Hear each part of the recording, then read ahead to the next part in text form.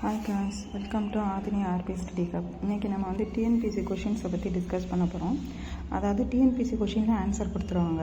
அதோட ஆப்ஷன்ஸை வந்து நம்ம எப்படி பார்க்குறதுன்னு சொல்லி பார்க்க போகிறோம். இந்த கொஷின் பார்த்திங்கன்னா ஆங்கில சொல்லுக்கு நிகரான தமிழ் சொல் அறிக்கைன்னு கேட்டிருக்காங்க. இதுக்கு வந்து ஆன்சர் வந்து ஃபேக்ட்ரி அப்படின்னா ஆலை அப்படின்னு சொல்லி கொடுத்துட்டாங்க. ஆனால் மீதி இருக்கிற 3 ஆப்ஷனே நம்ம வந்து பார்க்கணும். அப்போ தான் அடுத்தடுத்த எக்ஸாமுக்கு வந்து நமக்கு வந்து கரெக்டாக இருக்கும். இதில் பார்த்திங்கன்னா ஆப்ஷன் ஏ வந்து த்ரெட்டு அப்படின்னா நூல்னு அர்த்தம். ஆப்ஷன் பி ஸ்டிச் அப்படின்னா தையல்னு அர்த்தம். ஆப்ஷன் டி லூம் அப்படின்னா தறி அப்படின்னு அர்த்தம்.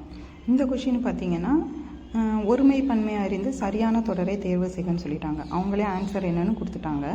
இதில் வந்து நம்ம அதர் ஆப்ஷன்ஸ் பார்த்தோம்னா அது மரம் அன்று அப்படின்னு வரணும்.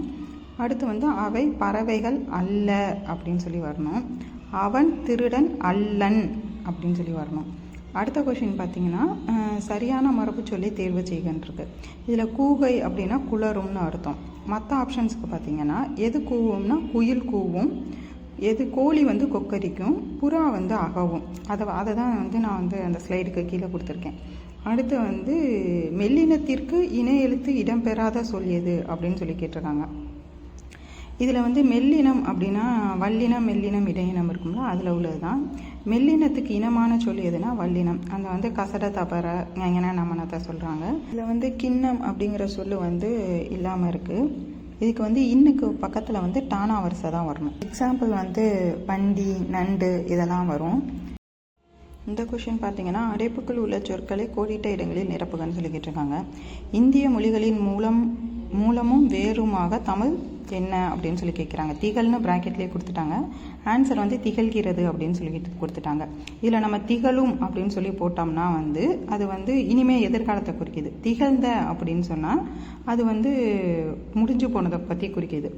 திகழாது அப்படின்னு சொல்லி நம்ம போட்டோம்னா அது வந்து நெகட்டிவான வேர்டை பற்றி குறிக்கிறது. இப்போ வந்து இதுக்கு வந்து எப்போதுமே இந்திய மொழிகளுக்கு மூலமும் வேறுமாக தமிழ் வந்து இதுக்கு முன்னாடியும் திகழ்ந்துச்சு, இப்பயும் திகழுது, இனிமேலும் திகழும். அதனால தான் அதுக்கு ஆன்சர் வந்து திகழ்கிறது அப்படின்னு சொல்லி கொடுத்துருக்காங்க.